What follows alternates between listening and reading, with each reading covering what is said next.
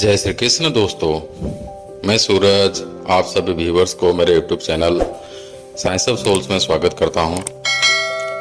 दोस्तों, आज की वीडियो थोड़ा इंटरेस्टिंग होने वाला है क्योंकि मैं आप सबके लिए दो स्पिरिचुअलिटी के ऊपर स्टोरीज लेके आया हूं। दोस्तों, ये जो दो स्टोरीज है, पहला स्टोरी है श्रद्धा और विश्वास के ऊपर, मतलब हमें किस तरह से भगवान के ऊपर श्रद्धा और विश्वास रखना चाहिए, और दूसरा स्टोरी है प्रभु श्री राम के नाम के महत्व के ऊपर, मतलब राम नाम का महत्व कितना गहरा है उसके बारे में समझेंगे। तो दोस्तों, ये जो दो स्टोरीज है ये मैं बहुत पहले अराउंड 10-12 साल पहले टीवी में एक प्रवचन के दौरान सुना था, जो कि मुझे बहुत अच्छा लगा था और वो भी हमेशा के लिए याद रह गया। इसलिए आज के वीडियो में आप लोगों को मैं ये स्टोरी सुनाने जा रहा हूँ। तो दोस्तों, चलिए पहला स्टोरी शुरू करते हैं श्रद्धा और विश्वास के ऊपर। तो बात ऐसा था कि इस घोर कलिकाल में दो युवक भगवान श्री हरि विष्णु के घोर तप में लीन हो गए। तो उनका तप बहुत गहरा था, कलयुग में ऐसा तप होना मुश्किल था। तो उस टाइम क्या हुआ कि देवर्षि नारद वहां पे जा रहे थे, पृथ्वी लोक से जा रहे थे। आप लोग तो सभी जानते हैं, देवर्षि नारद श्री हरि नारायण का नाम लेते हुए हर एक लोग भ्रमण करते रहते हैं। तो पृथ्वी लोक में जब भ्रमण कर रहे थे तब उनकी नज़र ये दोनों युवकों पर पड़ी। तो उन्होंने देखा उन्हें और उन्हें बहुत प्रसन्नता मिली। वो खुश हो गए कि ये घोर कलिकाल में भी दो युवक हैं जो कि श्रीहरि के तप में लीन हैं। तो उन्होंने सोचा मुझे जाके इनसे मिलना चाहिए। तो वो तुरंत आके उनके पास पहुंच गए। जब वो दो युवकों ने देवर्षि नारद को देखा तो वो लोग बहुत खुश हो गए और देवर्षि नारद पर प्रणाम करके अपना सब हालचाल कुशल मंगल बातचीत करने लगे। फिर जाते समय देवर्षि नारद ने पूछा कि आप सबकी अगर कोई इच्छा हो तो मुझे बताएं, मैं हो सके तो उससे जरूर पूरा करूंगा। तो वो दोनों युवकों ने बोला कि हम लोग तो श्रीहरि विष्णु के उपासक है, हमें और कुछ चीज की जरूरत नहीं है, लेकिन आप तो हर एक लोग भ्रमण करते रहते हैं, तो आप जब भी विष्णु लोक जाइएगा उनसे खाली एक बात पूछिएगा कि वो हमें दर्शन कब देंगे। देवर्षि नारद बोले तो इतनी सी बात, ठीक है, मैं उनसे पूछ लूंगा जब भी मिलूंगा। फिर देवर्षि नारद चले गए और वो घूमते घूमते विष्णु लोक में जाकर पहुंचे। विष्णु लोक में पहुंचने के बाद उन्होंने विष्णु से, श्रीहरि विष्णु से कहा कि प्रभु, दो भक्त हैं जो कि आपके घोर तप में लीन है। इस कलिकाल में भी इतने बड़े बड़े तपस्वी मैंने देखे नहीं थे। मैंने उनसे बात की, उनसे पूछा तो उनका सिर्फ एक ही जिज्ञासा है कि आप उन्हें कब दर्शन देंगे। तो श्रीहरि विष्णु मुस्कुराए और बोलने लगे कि उनमें से जो घोर तप में लीन है, मतलब ज्यादा तप कर रहा है, उसको मैं उसका 3 जन्मों बाद दिखाई दूंगा, दर्शन दूंगा। और जो दूसरा व्यक्ति है जिसका तप थोड़ा कम है, मतलब पहला व्यक्ति से थोड़ा कम करता है, उसको मैं वो जिस पेड़ के नीचे तप कर रहे हैं उस पेड़ में जितना पत्ता है उतने जन्मों बाद उसे दिखाई दूंगा। देवर्षि नारद सभी बात सुने और फिर वो घूमते हुए वो दोनों युवकों के पास पहुंच गए। वो दोनों फिर से देवर्षि नारद को देख खुश हो गए और उनसे पूछने लगे कि प्रभु जी ने क्या कहा, कब हमें दर्शन देंगे। तो देवर्षि नारद ने कहा पहले व्यक्ति को कि प्रभु जी ने कहा है कि 3 जन्मों बाद वो आपको दर्शन देंगे।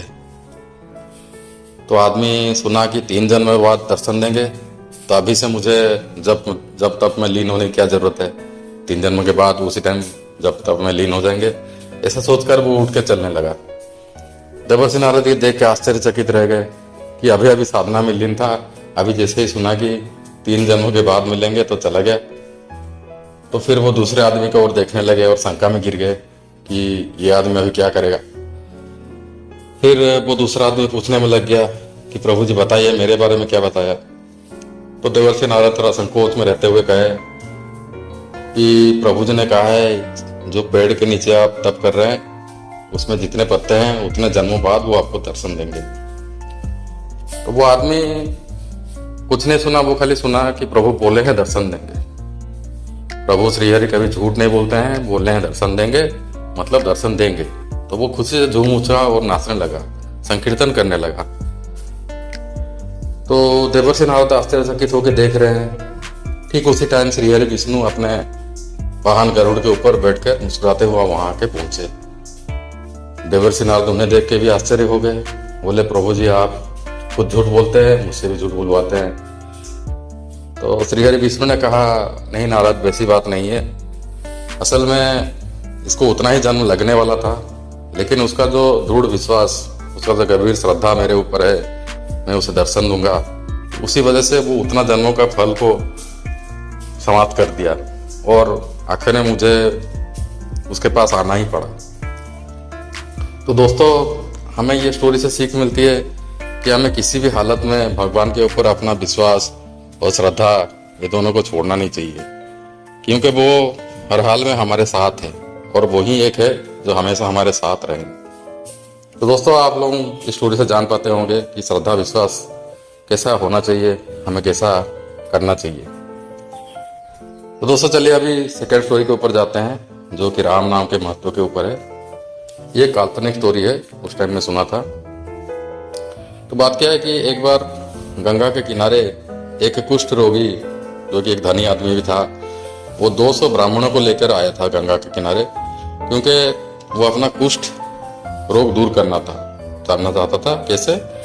ये जो 200 ब्राह्मण लेके आए थे, वो लोग मंत्र उच्चारण करेंगे, जिस वजह से उसका कुष्ठ दूर हो जाएगा। तो उस टाइम क्या है कि संत कबीर के बेटे वहां घूम रहे थे। उनकी नजर जैसे उनके ऊपर पड़ी, वो उनके पास गए और कहने लगे कि 200 ब्राह्मणों की क्या जरूरत है, मैं आपका राम नाम उच्चारण से ही आपका कुष्ठ रोग दूर कर दूंगा। तो वो जो धनी व्यक्ति थे बोले, ठीक है प्रभु, आप अगर कर सकते हो तो बहुत बड़ी बात है, तो मुझे क्या करना होगा। तो फिर कबीर जी के पुत्र ने कहा कि एक आप काम कीजिए, गंगा में जाइए, डुबकी लगाइए, और जब ऊपर उठ रहे होंगे तब आप राम नाम का उच्चारण कीजिए। तो वो वैसे ही किए, गंगा के अंदर गए और वहां अंदर जाके जैसे ही ऊपर निकलने लगे तो राम नाम का उच्चारण किए, लेकिन दिखाई पड़ा कि जो कुष्ठ रोग है वैसे ही है, कुछ ठीक नहीं हुआ है। फिर संत कबीर के पुत्र बोले कि आप और एक बार कोशिश कीजिए। वो फिर से कोशिश करने लगे, फिर से अंदर गए, डुबकी लगा के जब ऊपर आ रहे थे तो वही कुष्ठ रोग वो दूर नहीं हुआ था। तो फिर कबीर के पुत्र पूरा पानी के अंदर चले आए, बोले आप आखिरी बार डुबकी लगाइए। फिर वो जैसे ही डुबकी लगाए और ऊपर उठने की कोशिश कर रहे थे, तब उनको उनके सर को वो जोर से पकड़ लिए। संत कबीर के पुत्र ने जोर से उनके सर को दबा के रखा, जिसके वजह से अपने प्राण के भय से उनके अंदर से राम नाम का उच्चारण हुआ। और जैसे ही अंदर से, अंतरात्मा से राम नाम का उच्चारण हुआ, देखा गया कि उनका कुष्ठ रोग दूर हो गया। ये बात देखकर संत कबीर के पुत्र बहुत खुश हो गए और वो जाके अपने पिताजी के पास, कबीर महाराज के पास पहुंच गए और कहने लगे, पिताजी, मैंने आज एक कुष्ठ रोगी का कुष्ठ तीन बार राम नाम उच्चारण करके समाप्त कर दिया। लेकिन इससे कबीर खुश क्या होंगे, वो बहुत दुखी हो गए।